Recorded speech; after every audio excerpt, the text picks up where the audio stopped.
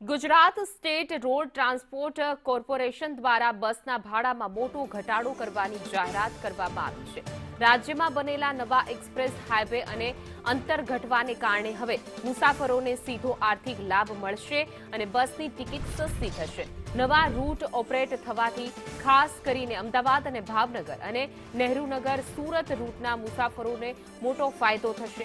અમદાવાદથી ભાવનગર વચ્ચે જૂના રૂટનું ભાડું છે 351 રૂપિયા હતું, તે હવે નવા હાઈવે પર ઘટીને 337 રૂપિયા થઈ ગયું છે। જ્યારે નહેરુનગરથી સુરત વચ્ચેના ભાડામાં 61 રૂપિયાનો ઘટાડો થયો છે। આ રૂટ પર જૂનું ભાડું 748 રૂપિયા હતું, જે હવે નવા એક્સપ્રેસ હાઈવે પર માત્ર 687 રૂપિયા રહેશે।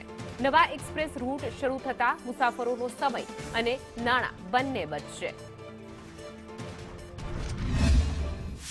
અમદાવાદથી ભાવનગરનું આપણે જૂના રૂટનું ભાડું હતું 351 રૂપિયા હતું અને જે નવા હાઈવે તૈયાર થવાના કારણે અંતર ઘટવાના કારણે એસટીનું ભાડું 337 રૂપિયા થવા પામે છે, જેથી અમદાવાદ ભાવનગર વોલ્વોમાં 14 રૂપિયાનો ઘટાડો થવા પામે છે અને મુંબઈ દિલ્હી એક્સપ્રેસ હાઈવે તૈયાર થવાના કારણે અમદાવાદ સુરતનું જે અંતર હતું તેમાં અગાઉ નહેરુનગર સુરતનું ભાડું 748 રૂપિયા હતું અને નવું ભાડું એ 669 રૂપિયા થવા પામે છે, એટલે 61 રૂપિયાનો ઘટાડો થવા પામેલ છે।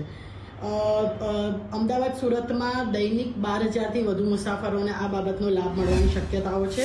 એસટી વિભાગની વોલ્વોમાં બસનો ભાવ વધારો જે હતો તેમાં હવે ઘટાડો કરવામાં આવ્યો છે, જેને લઈને પેસેન્જરોને રાહત મળી છે તેમ કહીએ તો કોઈ નવાઈ નથી, કારણ કે અમદાવાદથી ભાવનગર જતું એ 351 રૂપિયા જે વોલ્વોની ભાડું હતું, જેમાં 337 કરવામાં આવ્યું છે, એટલે કે 14 રૂપિયાનો ઘટાડો કરવામાં આવ્યો છે। તો નહેરુનગરથી સુરતનું 748 રૂપિયા હતા, જેના હવે 687 એટલે કે 61 રૂપિયાનો ઘટાડો છે તે કરવામાં આવ્યો છે, જેને લઈને પેસેન્જરોને રાહત મળી છે, સાથે સાથે ભાવ ઘટ્યા છે।